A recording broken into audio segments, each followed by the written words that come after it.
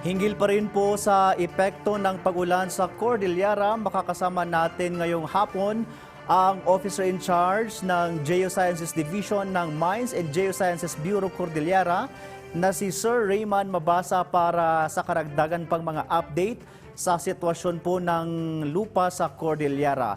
Sir, magandang hapon. Si Jordan Campana po ito. Live na po kayo sa PTV Cordillera, sir. Yes, naimbag naman lang tayo amin nagdangdangag, ti amin nga listeners, ITPTV Cordillera. Good afternoon po again. Tanungan sir, ano po or kumusta po ang ating monitoring sa kasabay nga po ng nararanasang pag-ulan at ano po ang mga epekto nito sa mga naitatala nating landslide, particular po sa mga landslide prone areas sa Cordillera region, sir? Yes po. Based sa data ng Pag-asa, sir, as of August 1 to 9, the accumulated na rainfall natin sa Benguet and Baguio ay umaabot na ng 1,413 millimeters. And ang ibig sabihin po nun, sobrang dami na ng rainfall na bumagsak sa atin. Actually, the 1413 is sinasabi na ina-expect natin na amount of rainfall for 1.5 months and bumagsak lang sa atin for 10 days. And yung current na threshold natin is 50 to 100 na, kapag threshold, kapag 50 to 100 amount of millimeters amount of rainfall na, nag-expect na tayo ng landslide dito sa Cordillera. So, given the rainfall amount na na-experience natin na way beyond the threshold, it is very alarming na talaga.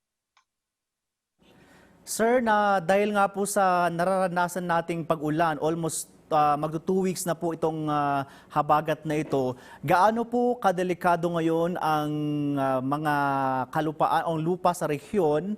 Kailangan po ba na magsilikas ang mga residente kahit walang paabiso po sa inyong ahensya o sa mga LGUs po natin, sir?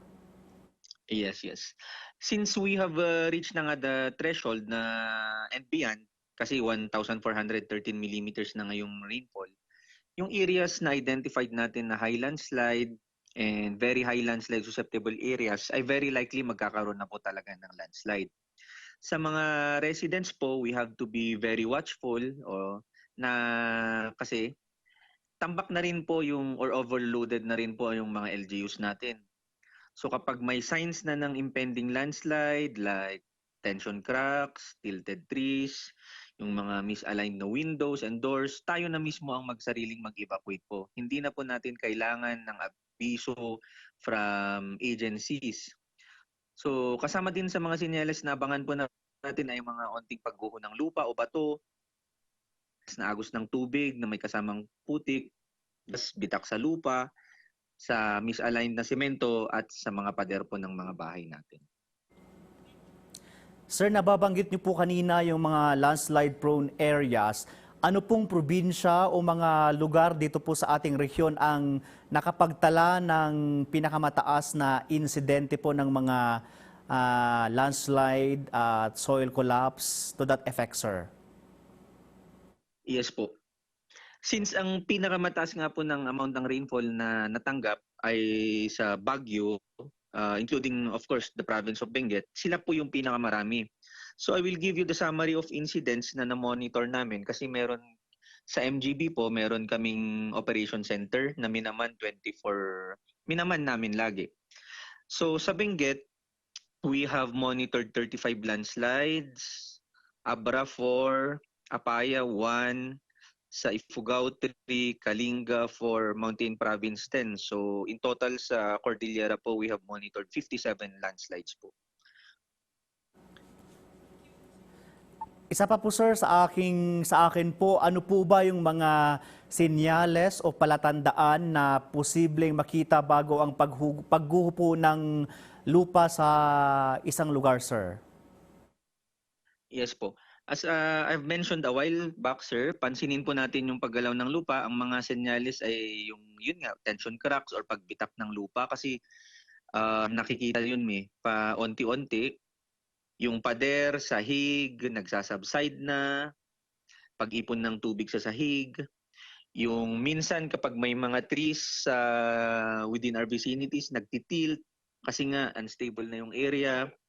Yung doors and windows na dating easily na-open or nako-close, misaligned na, hindi na nagko-close. So, yun yung mga signs na unstable na yung area and possible na magkaroon na tayo ng landslide. Magandang hapon po, Sir Mabaza. Si Ala Sungduan po ito. Para naman po sa mga minero natin, ano po ang banta ng patuloy na pag-ulan sa kanila at gaano kadelikado sa mga small-scale mining ang pagpasok nila sa kanilang mga tunnel? Yes po.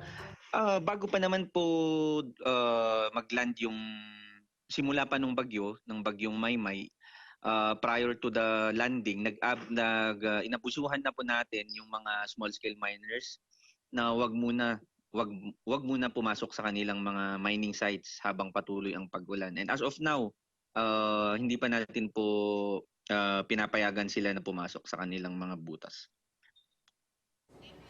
Sir, meron po bang kaugnayan ang pagmimina sa stability ng lupa kung ito ay saturated na? Yes po.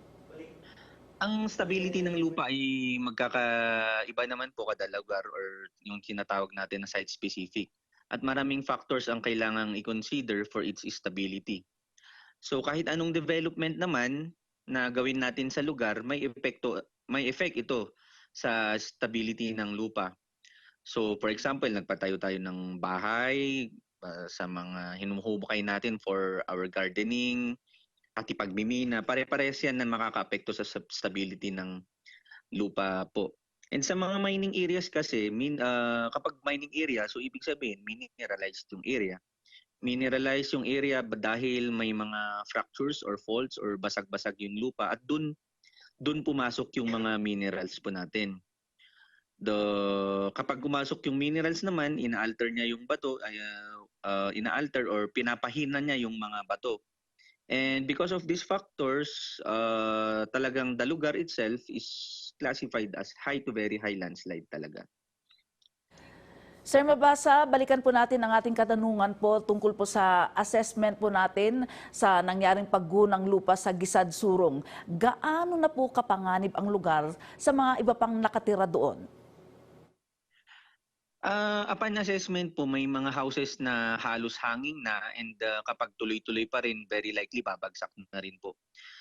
And sa area kasi po, nakita natin na ang kapal-kapal ng soil cover. And malapit din sa creek, so nagkakaroon ng scouring, hindi ganun kaganda yung foundation sa lugar. Kaya ina-expect talaga na magkakaroon ng landslide, lalo na nga at bumagsak na yung lower portion, wala ng foundation. So sa mga areas or sa mga bahay na nakita namin na medyo delikado, na-issuehan na po natin ng threat advisories yung mga bahay na yon and nakapag-evacuate naman na po sila. Wala nang, as of kahapon, wala naman nang nakatira sa mga bahay na yun po. Panghuli na lamang po, sir, ano po yung paalala natin sa publiko upang maging ligtas sa mga pagguho ng lupa? Yes po, please continuously monitor our official advisories from, of course, DOST Pag-asa, from the Mines and Geosciences Bureau, Office of the Civil Defense, and our local DRRM offices like CDREAM, PDREAM, or Barangay Man na Disaster Risk Reduction Management offices. And follow, of course, their instructions. When it comes to landslide, of course, early evacuation is always safer than waiting for visible failure. So kapag alam naman na natin yung lugar natin at alam natin na maulan based on pag-asa, tayo na mismo ang magsariling mag-evacuate. And of course, we have to stay alert, stay informed, and most importantly, stay away from unstable slopes po. Maraming salamat po, Sir Raymond Mabasa, sa oras na inyong inilaan sa PTV Cordillera.